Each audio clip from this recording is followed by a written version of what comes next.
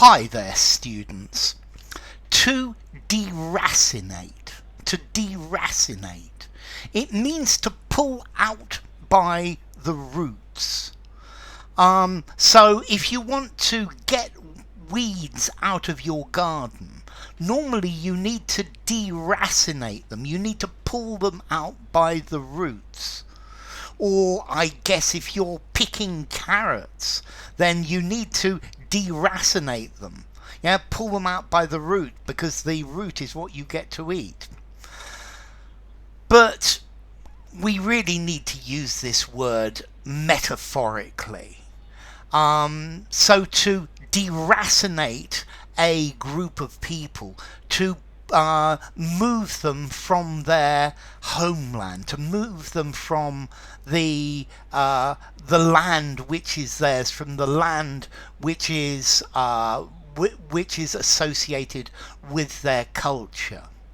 So, for example, in the US, the American government deracinated most of the Indian tribes. They made them leave the places that were their homeland, and go to live somewhere else.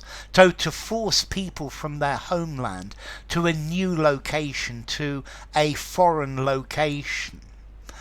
I think there is a process of deracination going on with people who leave Africa to come to live in Europe, because they are liberated, and they have opportunities. So to deracinate, to displace from your native homeland, to be displaced from your accustomed environment. For example, polar bears. Polar bears live on the ice, and global warming is causing the ice to disappear, which is causing in turn deracination of polar bears, and polar bears are now spreading into areas which are inhabited by human beings. So to remove from your traditional environment,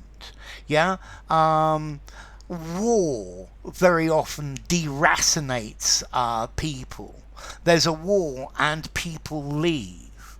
So the war in the Ukraine, I'm certain, has led to the deracination of many Ukrainians. These are people who have left their country, they've left their homeland, and now have gone to make their lives in a new nation. And this is the idea of to deracinate.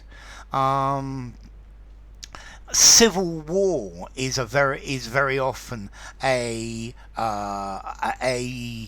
driver of deracination, or bias and persecution is something that deracinates people. So civil wars often deracinate large segments of a country's population. As I said before, the American tribes were relocated to reservations and deracinated from their homelands. Natural disasters very often cause the deracination of people.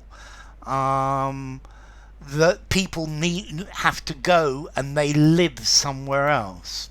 I found an example of this word that I quite liked. If you want to make progress in a subject, very often you need to deracinate any preconceived ideas that you have. If you want to develop psychologically, you need to deracinate things that you believe that are not real, that are constructs of society. You need to deracinate false beliefs, pull them out by the roots, and start afresh, to go to begin thinking something else. So to deracinate. As to origin, okay, this word, if you speak French, is very easy. In French, we have a word, la racine, meaning a root, which comes from radicus, a root, which same as the word a radish. A radish is a root, yeah, like a bit like a red carrot. So to pull out by the roots. Formality. This is a formal word. I think I'm going to give this a 7 in formality, maybe a 7. I'm going to stick to a 7. Use it in a semi-formal conversation, just about semi-formal writing. For some exam writing, deracinate is going to be a great word, or something very formal. So enough. If you enjoyed the video, give it a rating, subscribe to my channel, and I will see you soon. Bye for now. Deracinate.